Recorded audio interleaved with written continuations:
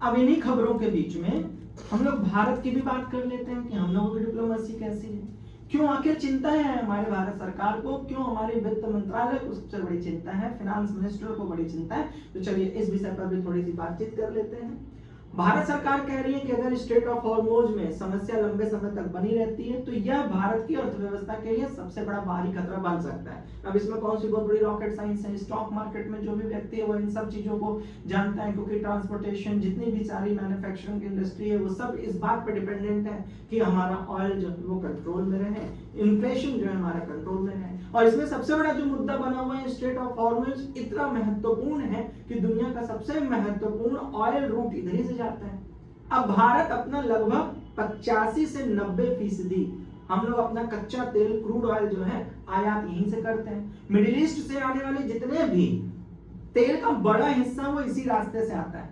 अब ये रूट अगर बाधित होता है तो ऑयल टैंकर्स की आवाजाही प्रभावित हो जाएगी, ऑयल क्रूड महंगा हो जाएगा, भारत का इंपोर्ट बिल बढ़ जाएगा, इसका सीधा असर इन्फ्लेशन पर बढ़ जाएगा। भाई फाइनेंस मिनिस्टर ने कहा है कि अभी अगर हम लोग होलसेल, अगर आप लोग WPI एक शब्द सुने होंगे तो ये होलसेल्स की एक प्राइसेस इंडेक्स होती है जिसको हम लोग WPI कहते हैं। तो यहाँ पर होलसेल प्राइस इंडेक्स और रिटेल प्राइस CPI जिसको कहते हैं इंडेक्स के बीच में एक अंतर देखा गया है।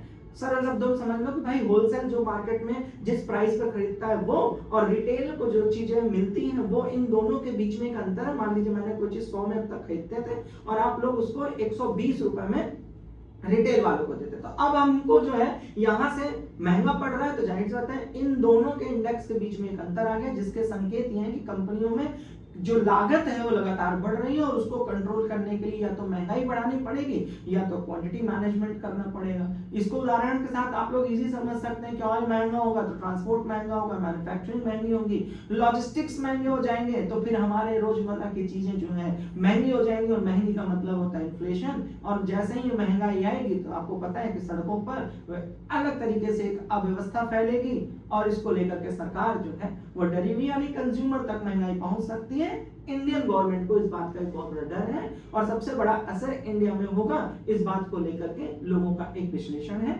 लेकिन अगर आप पैरामीटर्स और ड्राफ्ट और हिस्ट्री को उठा के देखिए तो अभी उतना ज्यादा इन्फ्लेशन का असर अन्य देशों के मुकाबले भारत पर नहीं, ये बात भी उतनी ही सच्चाई है।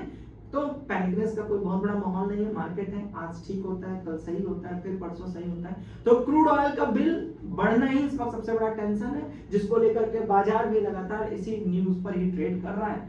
हर $1 ऑयल प्राइस बढ़ने पर भारत का इंपोर्ट बिल काफी बढ़ जाता है, ऊपर से रुपए जो है वो डॉलर के मुकाबले लगातार दबाव में है।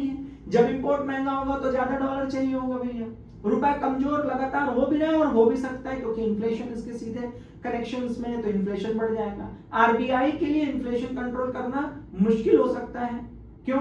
क्योंकि इसका जीडीपी पर भी सीधा असर पड़ जाएगा।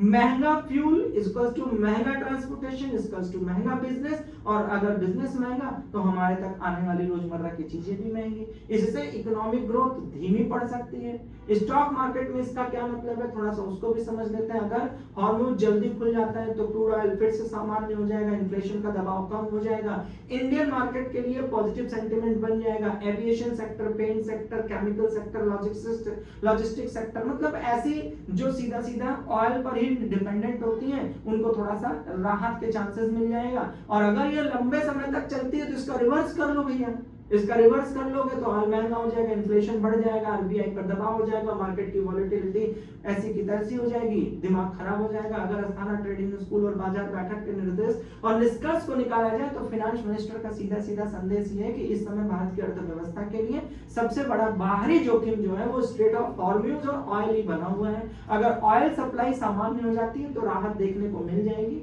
लेकिन अगर रुकावट लंबे चलती है तो महंगाई, इंपोर्ट बिल और इकोनॉमिक ग्रोथ तीनों के लिए दबाव पड़ सकता है। लेकिन आपको उतना ज्यादा चिंतित होने की आवश्यकता नहीं है, क्योंकि अगर कोई भी न्यूज आती है तो सबसे पहले बाजार बैठक जिम्मेदारी के रूप में आप तक सबसे पहले वह खबर पहुंचाएगा और इसका विश्लेषण अस्थाना ट्रेडिंग स्कूल कर देगा। तो आप सभी लोग दोनों चैनल को सब्सक्राइब किए रखिए, टेलीग्राम चैनल के साथ जुड़े रहिए। तब तक के लिए आप सभी लोगों का बहुत बहुत शुक्रिया। आप सभी अपना ख्याल रखिए, अपने ख्याल का भी ख्याल रखिए। Thank you.